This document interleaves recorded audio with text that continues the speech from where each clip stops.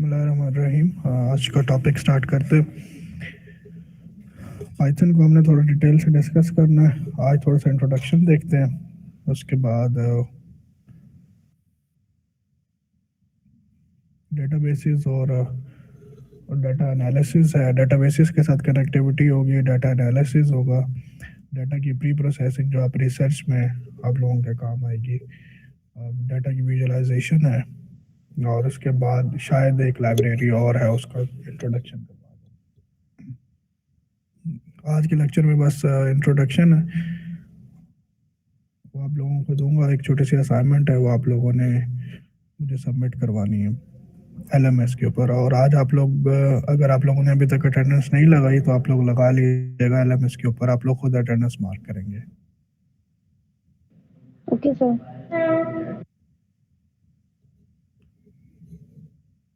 1991 में ये रिलीज हुई।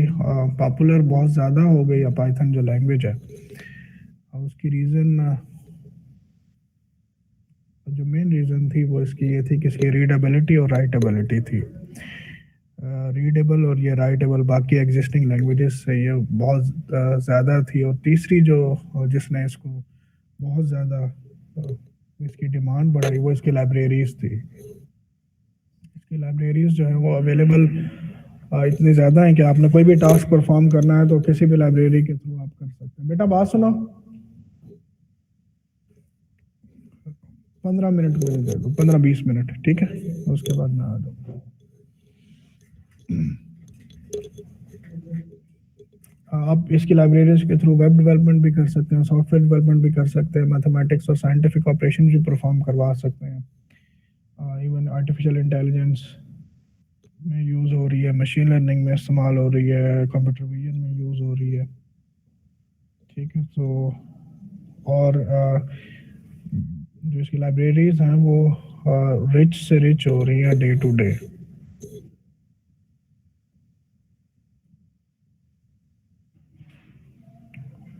प्लेटफॉर्म्स हैं, किसी भी प्लेटफॉर्म के ऊपर ये एग्जीक्यूट हो जाती है। इंटरप्रेटेड सिस्टम में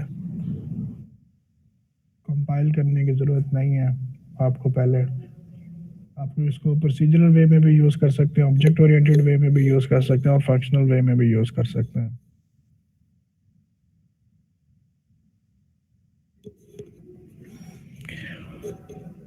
अब इसके सिंटैक्स के ऊपर आते हैं।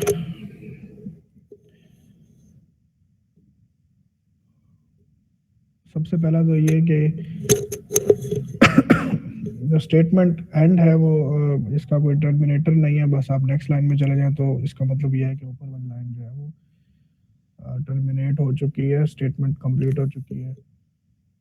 इसके अलावा इसका जो वेरिएबल्स हैं उनको डिक्लेयर करने की ज़रूरत नहीं पड़ती। जैसे ही आप वैल्यू देते हैं वेरिएबल्स को, ऑटोमेटिकली वो खुद ही से उसकी जो डाटा टाइप है वो खुद ही डिक्लेयर कर लेता है। और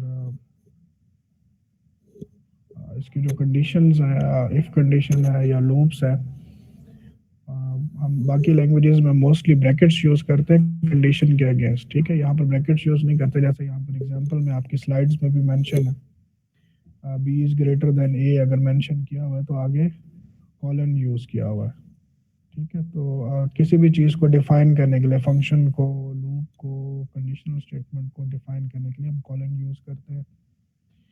और नीचे जब जो प्रिंट की स्टेटमेंट है उससे पहले स्पेस है, ठीक है। वो ये डिफाइन कर रही है स्पेस के ये वाली जो लाइन है, ये जो एक स्टेटमेंट है, ये इफ़ का हिस्सा है, ठीक है। इसी स्पेस के साथ अगर आप इसके नीचे multiple lines, multiple statements use कर लें विद सेम स्पेस, तो इसका मतलब ये है कि वो सारी स्टेटमेंट्स इफ़ का पार्ट होंगी।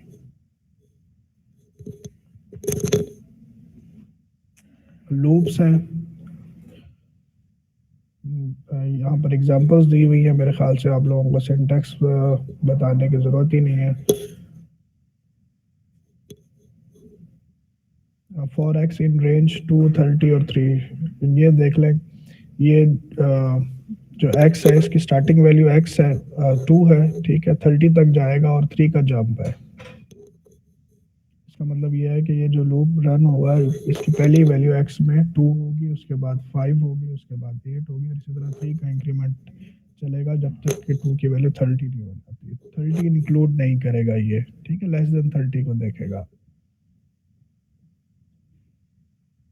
फंक्शंस हैं कुछ इस तरह डिफाइन करते हैं हम, डी एफ के कीवर्ड से स्टार्ट करते हैं, फंक्शन का नेम मेंशन करते हैं, उसके बाद पैरेंथेसिस, अगर आर्गुमेंट पास नहीं करना, पैरामीटर पास नहीं करना तो पैरेंथेसिस एम्प्टी होंगी, और उसके बाद नेक्स्ट लाइन में आप स्पेस के बाद फंक्शन का कोड मेंशन कर सकते हैं। फंक्शन को कॉल कैसे करेंगे, सिंपली जैसे बाकी लैंग्वेजेस में करते हैं, फंक्शन का नेम मेंशन कर दें और पैरामीटर पास कर दें, ठीक है। वैल्यू रिटर्निंग फंक्शन भी आप क्रिएट कर सकते हैं जैसे यहाँ पर मेंशन है। अच्छा, इसकी असाइनमेंट भी है, इसी की असाइनमेंट है।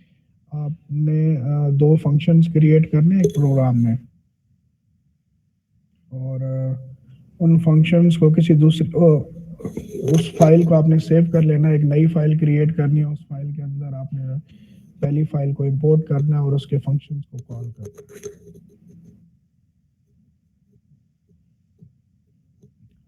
ये जो मैंने अभी आप लोगों को बताया कि सर अंडरस्टैंड नहीं हुआ, सर आप क्या कहना चाह रहे हैं? मैं भी रिपीट कर दूंगा, ठीक है, यहाँ पर भी वही चीज़ आ रही है। आप एक फाइल के अंदर आपने suppose ABC1, ABC2, ABC3 3 function आपने बनाकर स्टोर कर लिए, ठीक है। अब उस फाइल को आप एज अ मॉड्यूल यूज कर सकते हैं, किसी दूसरी फाइल में उसको इंपोर्ट कर सकते हैं, ठीक है। इंपोर्ट कैसे करेंगे, इंपोर्ट का कीवर्ड लिखें, फाइल का नेम मेंशन कर दें, ठीक है। वो फाइल उस फाइल का जो कोड है, उस मॉड्यूल का जो कोड है वो इंपोर्ट हो जाएगा, आप उसके फंक्शंस को यूज कर सकते हैं। जैसे मैंने import test module as M1 लिखा हुआ है, टेस्ट मॉड्यूल उस फाइल का नेम मैंने रखा हुआ है एज M1, मैंने इसलिए यूज किया कि इसके बाद ये अलाइज है, इसके बाद मैं जब M1 डॉट के नाम से कोई भी फंक्शन कॉल करूंगा तो इसका मतलब मैं टेस्ट मॉड्यूल का कोई फंक्शन कॉल कर रहा हूँ, ठीक है। तो मैंने M1 डॉट ग्रेटर अगर लिखा हुआ है, यहाँ पर कोड लिखा है, तो इसका मतलब यह टेस्ट मॉड्यूल के अंदर कोई फंक्शन है ग्रेटर के नाम से, और वो 2 पैरामीटर्स आर्गुमेंट उसको पास करने हैं, तो वो वहां से रिटर्न करेगा मैं किसी दूसरी फाइल से। लाइब्रेरीज भी हम इस तरह इंपोर्ट करते हैं, उसका प्रैक्टिकल मैं करके दिखा देता हूँ, शायद आप लोगों को उससे ज़्यादा क्लियर हो जाए। एक मिनट।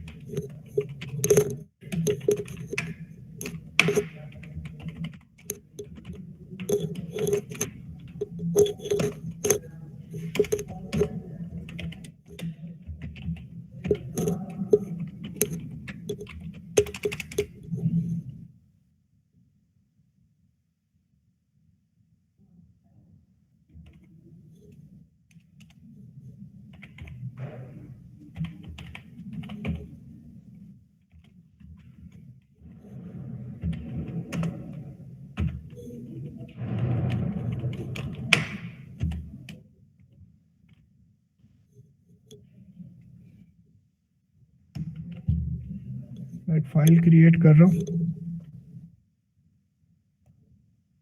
ठीक है, और इसको मैं स्टोर कर लेता हूँ।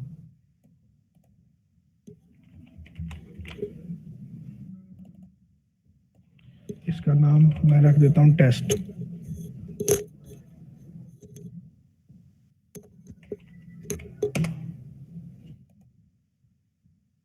इसको रन करके एक दफा चेक कर लेते हैं कि इसमें कोई एरर तो नहीं है। यहाँ पर एरर आ रहा है, ठीक हो गया। अब मैं एक दूसरी फाइल क्रिएट करता हूँ, ठीक है, और इस फाइल में इंपोर्ट करता हूँ टेस्ट को, ठीक है।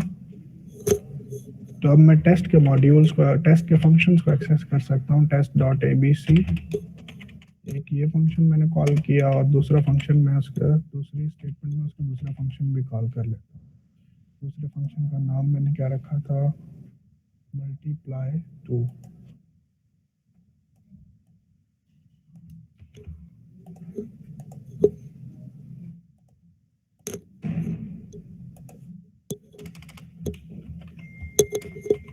और इसको एक पैरामीटर पास कर देता हूँ 4।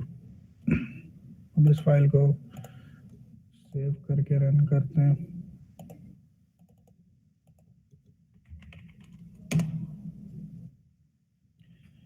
Test has no attribute ABC1 है।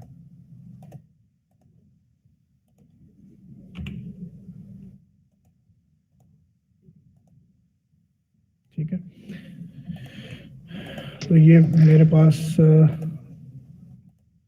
दो फाइल्स थे।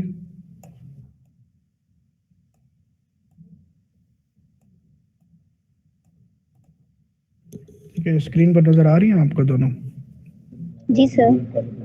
ठीक है, एक फाइल में मैंने सिर्फ फंक्शंस डिफाइन कर लिया, दूसरी फाइल में उस मॉड्यूल को इंपोर्ट करवाया। ठीक है, और उस मॉड्यूल के अगर मैंने फंक्शंस यूज करने हैं तो मैं module name dot function name से उनको कॉल कर सकता हूँ। इवन के ये जो फंक्शन है रिटर्न बैक भी कर सकते हैं। अच्छा, मैं अगर इंपोर्ट टेस्ट, बाज़ औक़ात जो मॉड्यूल्स के नेम है वो लेंथी होते हैं, तो मैं इसका एक नेम रख लेता हूँ, सपोज T1। तो अब मैं T1 डॉट ABC के थ्रू इसको कॉल कर सकता हूँ। ठीक है, तो ये आपको रिटर्न कर। जी सर। सर असाइनमेंट में कोई भी फंक्शन यूज कर सकते हैं? नहीं, असाइनमेंट में मैंने मेंशन किया हुआ कि क्या फंक्शन आपने बनाने हैं। LMS के ऊपर जाएंगे तो असाइनमेंट मेरे ख्याल से आपको अब व्यू हो रही होगी। Okay sir. ठीक है, तो उसमें आप देख लीजिएगा।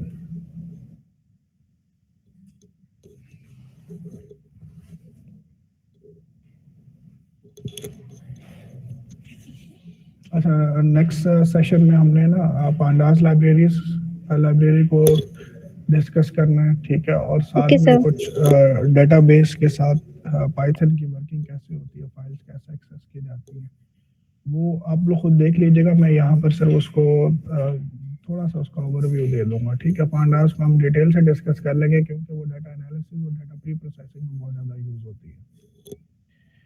और इसके अलावा फिर उसके बाद हम एक और लाइब्रेरी है विजुअलाइजेशन के लिए, वो हम यूज़ करेंगे। कोई क्वेश्चन है यहाँ तक जो मैंने आज आप लोगों को पढ़ाया है? No sir, it's clear. सब लोगों ने पहले से ही मशीन लर्निंग में या किसी भी और सब्जेक्ट में पढ़ा होगा, सारी चीज़ें की हुई होंगी। इसे Yes, sir. डिटेल में डिस्कस नहीं किया, फंक्शंस को, लूप्स को, ये सारी चीज़ें। ये मॉड्यूल्स हैं, बस ये मैंने पूरी समझा कि मैं आप लोगों को बता दूं कि मॉड्यूल्स लाइब्रेरीज किस तरह इंपोर्ट की जाती है और किस तरह वर्किंग होती है उनकी।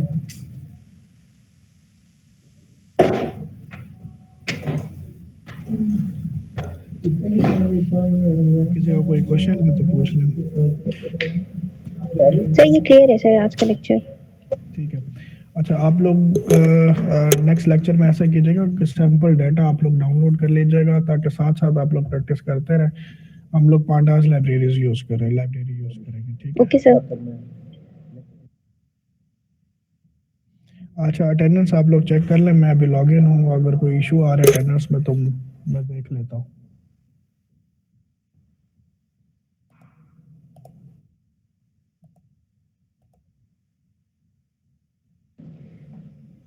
सर अटेंडेंस किस लिंक पे जाके लगानी है? LMS पे? LMS के ऊपर जैसे ही आप लॉग इन करेंगे आप लोगों को अटेंडेंस व्यू हो रही होगी। सर मुझे तो नहीं, मैंने लॉग इन किया हुआ है यहाँ पे।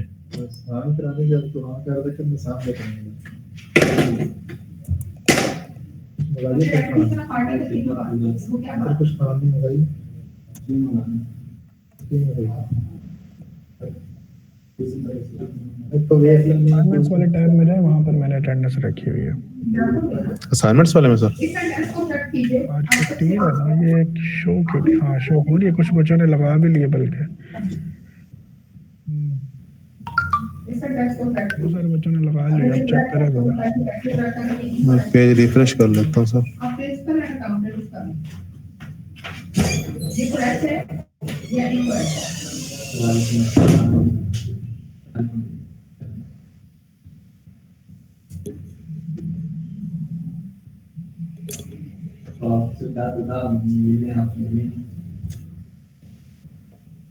तो हम यहाँ पे हम कितने लोगों की बात करें? हम एक की बात करें कि हम दो की बात करें?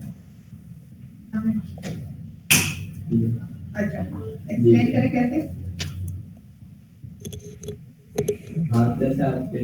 आपका मुराद ये है कि आप रजिस्टर एंड अकाउंटेंट, इस कमी का मुराद ये है कि हम एक शख्स की बात करें कि हम दो अफराद की बात करें? ठीक है जी, कोई अगर कोई इशू नहीं है तो मैं फिर सेशन एंड करता हूँ। जी सर। कि नेक्स्ट लेक्चर हमारा होना है ब्लैक एंड व्हाइट को, ब्लैक एंड ठीक है सर, इंशाल्लाह। ठीक है, okay. Thank you so much sir. अल्लाह हाफ़िज़। अल्लाह हाफिज।